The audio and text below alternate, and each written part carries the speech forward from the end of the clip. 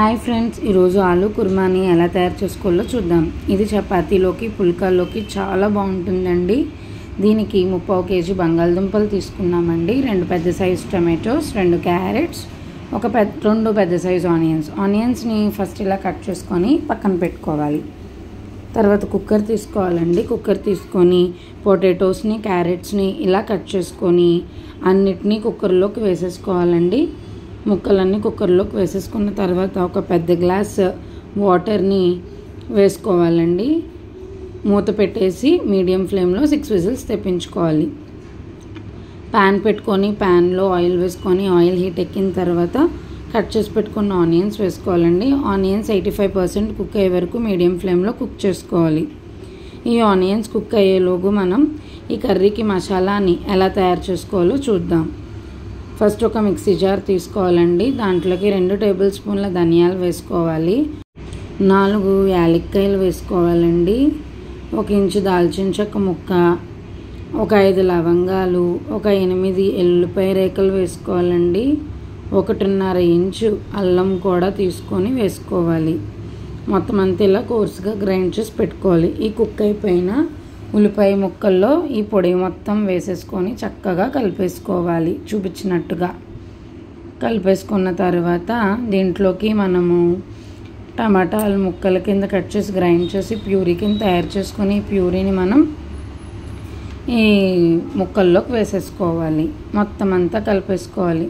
దీంట్లోకి కొంచెం వాటర్ వేసుకోవాలండి. వాటర్ వేసుకొని చక్కగా కుక్ చేసుకోవాలి ఒక 2-3 మినిట్స్ మీడియం ఫ్లేమ్లో. తర్వాత ఈ ఉడికిపోయిన బంగాళదుంపలన్నిటిలో నుంచి వాటర్ డ్రైన్ చేసేసుకోవాలండి. తొక్కలు అన్నీ తీసేసి ఇలా చేత్తోనే ముక్కల కింద మెదిపేసుకోవాలండి. చూడండి ఎలా మ్యాష్ చేస్తున్నామో అలా మనం మ్యాష్ చేసుకొని పక్కన పెట్టుకోవాలి. ఇది 2-3 మినిట్స్ కుక్ అయిపోయిన తర్వాత ఈ మ్యాష్ చేసిన ముక్కలన్నీ వేసేసుకోవాలండి. అన్నీ వేసేసుకొని చక్కగా ఈ పేస్ట్ అంతా ముక్కలకి పట్టేలాగా మొత్తం కలుపుకోవాలి. మీడియం ఫ్లేమ్లో పెట్టుకొని ఇలా మొత్తం అంతా కలిపేసుకోవాలి.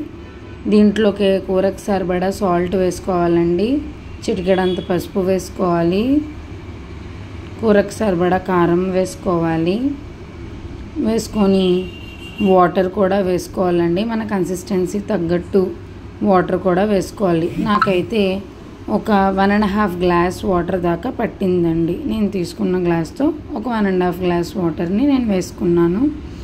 ఇలా నేను చూపించిన విధంగా కన్సిస్టెన్సీని అడ్జస్ట్ చేసుకొని చక్కగా మూత పెట్టేసి ఒక 5 నిమిషాలు కుక్ చేసుకోవాలి. 5 నిమిషాల తర్వాత మూత తీసి మీడియం ఫ్లేమ్లో కుక్ చేసుకోవాలండి. మూత తీసి మొత్తం అంతా కలుపుకోవాలి. మూత తీసేసి మరొక 5 నిమిషాలు కుక్ చేసుకుంటే బబుల్స్ వస్తాయి. ఇలా బబుల్స్ వచ్చినప్పుడు కసూరి మేతి వేసుకొని మొత్తం అంతా కలిపేసుకొని మరొక 2 మినిట్స్ మీడియం ఫ్లేమ్లో కుక్ చేసుకొని స్టవ్ ఆఫ్ చేసుకోవడం. అంతేనండి, టేస్టీ ఆలు కుర్మా తయారైపోయింది. ఈ వీడియో కనుక మీకు నచ్చినట్లయితే please like, share and subscribe to my channel. Thank you so much.